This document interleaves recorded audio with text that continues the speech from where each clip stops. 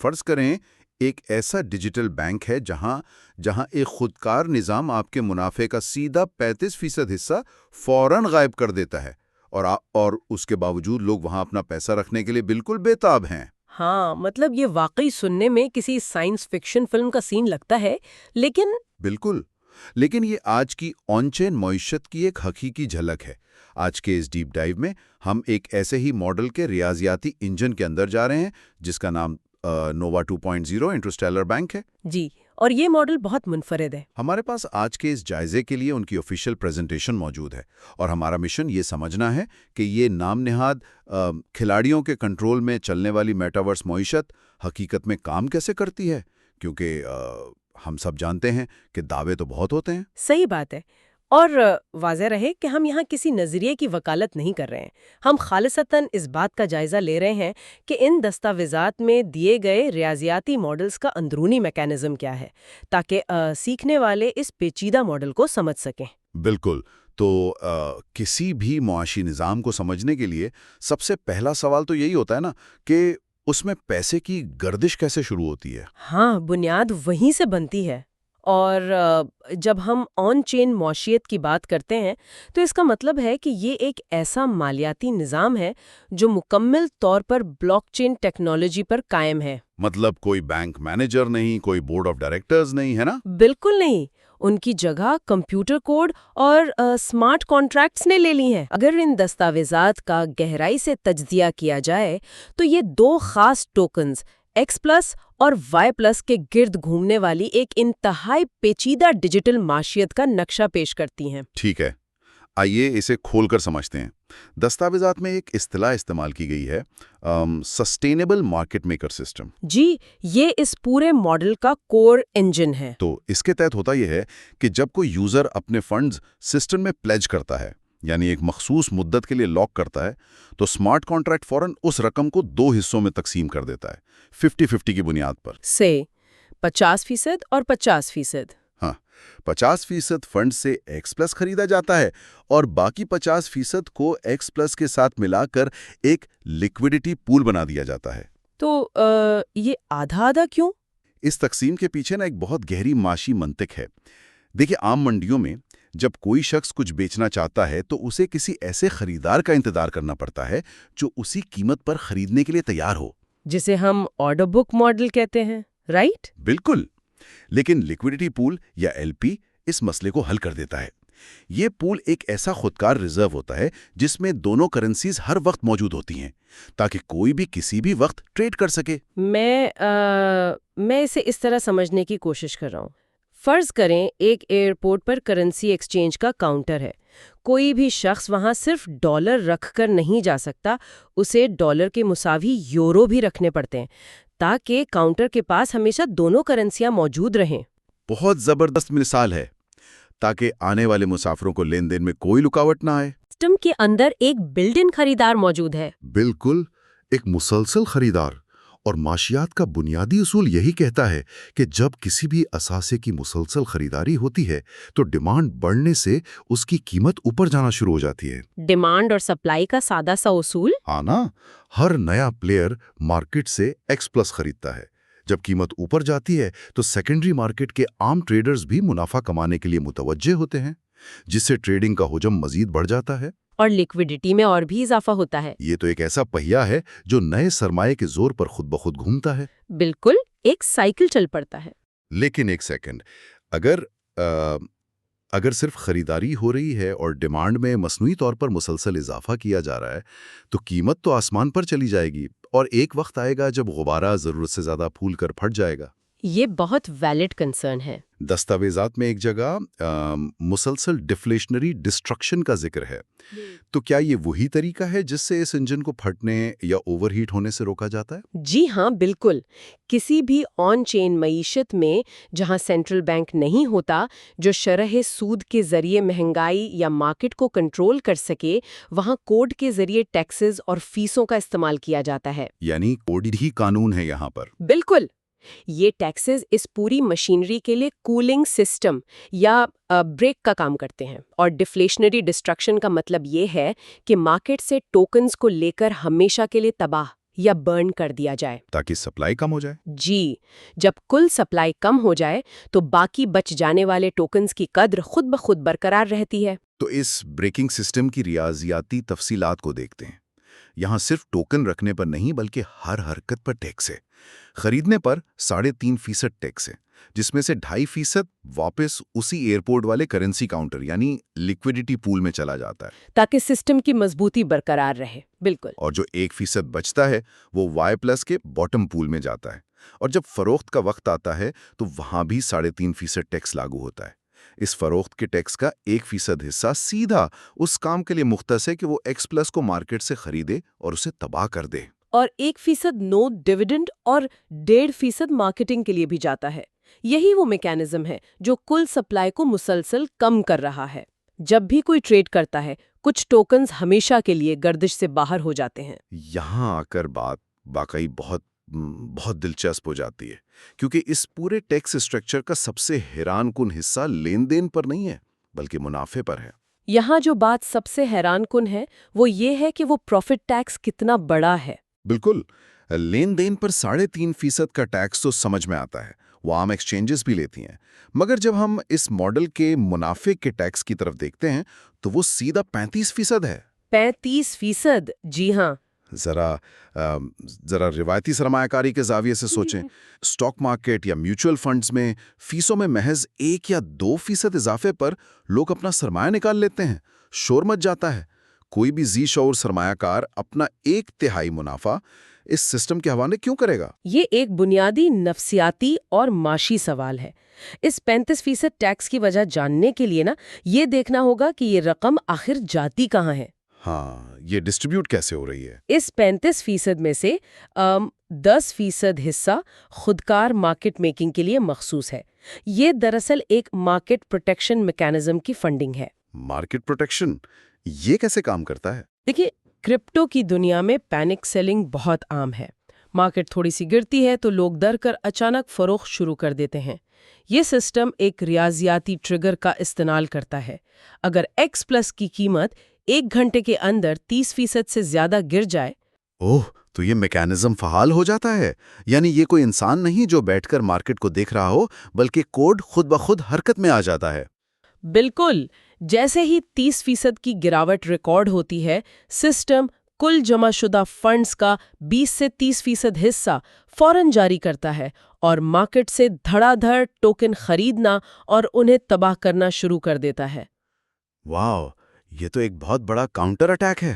ہاں، اس غیر معمولی خریداری کا مقصد گرتی ہوئی قیمت کو روکنا، ایک مصنوعی فرش یا فلور بنانا اور سرمایہ کاروں کا اعتماد بحال کرنا ہے۔ یہ تو واقعی ایک خودکار ایمرجنسی بریک کی طرح ہے، لیکن سوال پھر وہیں آ جاتا ہے۔ یہ 35% ٹیکس کی کٹوتی کوئی عام بات نہیں ہے۔ ایک سرمایہ کار کو اس سسٹم میں روکنے کے لیے صرف ایمرجنسی بریک کی موجودگی کافی نہیں ہو سکتی۔ نہیں دے گا۔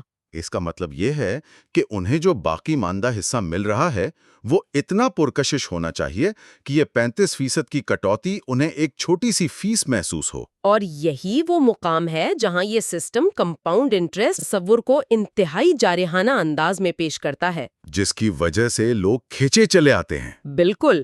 دستاویزات کے مطابق اگر ہم منافع کی شرحوں پر نظر ڈالیں تو یہ روایتی فائنانس کی دنیا میں بالکل ناممکن نظر آتی ہیں۔ یہاں 3 پلیج سائیکلز ہیں۔ وہ کون کون سے ہیں؟ 30 دن کی پلیج پر روزانہ 1.2% منافع، 60 دن پر روزانہ 1.4% اور 90 دن کے لاک اپ پر روزانہ 1.6% کا منافع۔ ایک سیکنڈ، ان اعداد و شمار کی شدت کو ذرا سمجھنے کی ضرورت ہے۔ روایتی بینکنگ میں ایک اچھا سیونگ اکاؤنٹ آپ کو سالانہ 4 یا 5% منافع دیتا ہے۔ یہاں روزانہ 1.6% کی پیشکش کی جا رہی ہے، جو کہ ایک دن کا ریٹرن ہے۔ دستاویزات میں موجود ایک مثال اس معاشی جادوگری کو مزید واضح کرتی ہے۔ اگر کوئی سرمایہ کار $10,000 30 دن کے لیے سسٹم میں لاک کرتا ہے تو مدت پوری ہونے پر وہ $14,302 نکال سکتا ہے۔ بالکل، اور یہ صرف 30 دن کے بعد کی بات ہے۔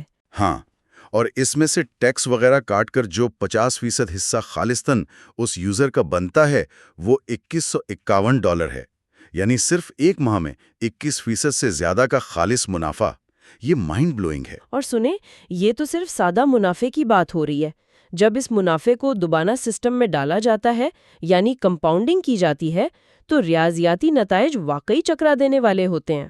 کمپاؤنڈنگ میں تو ویسے ہی جادو ہوتا ہے، لیکن اتنے ہائی ریٹ پر؟ جی، دستاویزات بتاتی ہیں کہ اگر اسی $10,000 کو 60 دن کے 4 مراحل تک کمپاؤنڈ کیا جائے، یعنی مسلسل دوبارہ انویسٹ کیا جائے، تو یہ رقم بڑھ کر $4,47,486 ہو جاتی ہے۔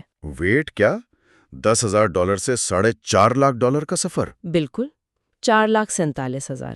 تو اس سب کا مطلب کیا ہے؟ میرا مطلب ہے، جب ہم اس کا منطقی تجزیہ کرتے ہیں تو ایک بہت بڑا شگاف نظر آتا ہے۔ اگر کوئی بھی اثاثہ یا معیشت بیرونی دنیا میں کوئی حقیقی ویلیو پیدا نہیں کر رہی، کوئی سروس یا پروڈکٹ نہیں بیچ رہی، ہاں، کوئی فزیکل پروڈکٹ تو ہے نہیں، تو یہ $4.5 آخر آئیں گے کہاں سے؟ کوئی بھی بند معیشت اتنے بڑے ریٹرنز محض ہوا سے تو پیدا نہیں کر سکتی۔ اس روزانہ کے 1.6% کو ادا کرنے کے لیے سسٹم کو مسلسل نئے سرمایے کی ضرورت ہوگی، ہے نا؟ یہ ایک بہت اہم معاشی کسوٹی ہے۔ جب کسی بند نظام کو اتنی بھاری لیکوڈیٹی کی ضرورت ہوتی ہے تو وہ نامیاتی یا قدرتی ترقی پر انحصار نہیں کر سکتا۔ اسے ایک انتہائی منظم سٹرکچر درکار ہوتا ہے۔ اور یہی وجہ ہے کہ نووا 2.0 کے ماڈل میں ان کا دعوتی نظام یا انویٹیشن سسٹم محض ایک اضافی فیچر نہیں ہے، یہ دراصل اس معیشت کا بنیادی لائف سپورٹ سسٹم ہے۔ تو آئیے اس لائف سپورٹ سسٹم کا جائزہ لیتے ہیں۔ ہم نے اکثر ایپس میں دیکھا ہے کہ اگر کسی دوست کو انوائٹ کیا جائے تو کچھ بونس مل جاتا ہے، $10-20 کا۔ لیکن یہاں معاملہ بالکل مختلف اور انتہائی گہرا ہے۔ بہت زیادہ گہرا۔ یہ ایک باقاعدہ تنظیمی ڈھانچہ ہے جو 10 نسلوں تک یعنی 10 جنریشنز تک جاتا ہے۔ آپ جسے براہ راست انوائٹ کرتے ہیں اس کی سرمایہ کاری پر آپ کو 5% ملتا ہے، پھر اس شخص کے نیچے اور پھر اس کے نیچے 10 تہوں تک ہر ایک پر 0.5% ریوارڈ ملتا ہے۔ اس 10 درجاتی ڈھانچے کا مقصد یہ یقینی بنانا ہے کہ کمیونٹی صرف اپنے ارد گرد کے چند لوگوں کو بلا کر خاموش نہ بیٹھے، انہیں ایک طرح سے ایک سیلز فورس بن کر کام کرنا پڑتا ہے۔ اور اس سیلز فورس کو متحرک رکھنے کے لیے باقاعدہ رینکس اور القابات رکھے گئے ہیں۔ ہاں، وہ القابات بہت دلچسپ ہیں۔ بالکل، ان القاب کے نام خود ایک ویڈیو گیم کی طرح محسوس ہوتے ہیں۔ مثال کے طور پر، اگر آپ کے نیچے کی ٹیم $3,000 کی سرمایہ کاری لاتی ہے تو آپ S1 رینک پر آتے ہیں اور آپ کو اسٹار ڈسٹ پائونیئر کا ٹائٹل ملتا ہے۔ اور پھر S2 S3 سے ہوتے ہوئے آپ اوپر جاتے ہیں۔ جی، $2.5 کی انویسٹمنٹ پر آپ S4 بن کر کانٹیننٹل فاؤنڈری کہلاتے ہیں، اور سب سے اوپر S7 رینک ہے جس کا نام ہے پرماننٹ لائٹ ہاؤس۔ اس رینک تک پہنچنے کے لیے پورے نیٹ ورک میں $20 ملین کی سرمایہ کاری درکار ہوتی ہے، جو کہ ایک بہت بڑی رقم ہے۔ اور جو شخص یہاں پہنچتا ہے اسے پورے نیٹ ورک کے منافع میں سے 5% کا اضافی حصہ ملنا شروع ہو جاتا ہے۔ مطلب وہ تو ایک طرح سے سسٹم کا بادشاہ بن جاتا ہے۔ اس سے ایک اہم سوال پیدا ہوتا ہے نا کہ یہ ریاضیاتی ڈھانچہ کس طرح نئے آنے والوں کی سرمایہ کاری کو پرانے یوزرز کے منافع کے لیے استعمال کرتا ہے۔ یہ تو بالکل واضح ہے۔ اس کو گہرائی سے سمجھنے کے لیے دستاویز میں موجود S3 لے آؤٹ کی حکمت عملی پر غور کرنا ضروری ہے۔ اس ماڈل کے تحت سرمایہ کاروں کو ترغیب دی جاتی ہے کہ وہ سسٹم کے اندر اپنا ہی ایک جال بچھائیں۔ وہ کیسے کام کرتا ہے؟ فرض کریں ایک شخص سب سے اوپر $200 کا ایک مین اکاؤنٹ بناتا ہے، اس کے بعد وہ اس مرکزی اکاؤنٹ کے نیچے 6 مزید اکاؤنٹس بناتا ہے اور ہر ایک میں $10,000 کی سرمایہ کاری کرتا ہے۔ اچھا، اسٹرکچر کو اس طرح ڈیزائن کرنے کی وجہ بالکل واضح ہے۔ وہ شخص دراصل اپنے ہی نیچے والے اکاؤنٹس کا 5% ڈائریکٹ انوائٹ بونس اور دیگر ریوارڈز اپنے اوپر والے $200 کے اکاؤنٹ میں منتقل کر رہا ہے۔ ایگزیکٹلی۔ یہ تو بالکل ایسا ہی ہے جیسے کوئی ریاضیاتی فارمولے کو ہیک کر کے زیادہ سے زیادہ منافع نچوڑ رہا ہو، اور سب سے حیرت کی بات یہ ہے کہ سسٹم اسے کرنے دے رہا ہے۔ دلچسپ بات یہ ہے کہ سسٹم اسے روک نہیں رہا بلکہ اس کی حوصلہ افزائی کر رہا ہے۔ یاد کریں ہم نے پروفٹ پر جو 35% ٹیکس کی بات کی تھی؟ ہاں، جس میں سے 10% مارکیٹ پروٹیکشن کے لیے تھا۔ اس ٹیکس کا ایک بڑا حصہ یعنی 35% کمیونٹی ریوارڈز کے لیے بھی مختص تھا۔ اس کا مطلب یہ ہے کہ ان پرکشش رینکس اور 10 درجوں تک پھیلے بونس کا اصل مقصد یہ ہے کہ لوگ اپنے $4.5 کے خواب کو پورا کرنے کے لیے اپنے دوستوں، رشتہ داروں اور جاننے والوں کو سسٹم میں لانے کے لیے دن رات ایک کر دیں۔ یہ کوئی سائیڈ پروجیکٹ نہیں ہے، بلکہ اس معیشت کی بقا کا لازمی جزو ہے۔ تو اگر ہم اس ساری معلومات کو ایک جگہ اکٹھا کریں تو نوا 2.0 کا خاکہ بہت واضح ہو جاتا ہے۔ جی، پوری تصویر سامنے آ جاتی ہے۔ اس کا آغاز ایک ایسے لیکوڈیٹی پول سے ہوتا ہے جو ہر نئے آنے والے کے سرمایے سے زبردستی مارکیٹ میں خریداری کرواتا ہے۔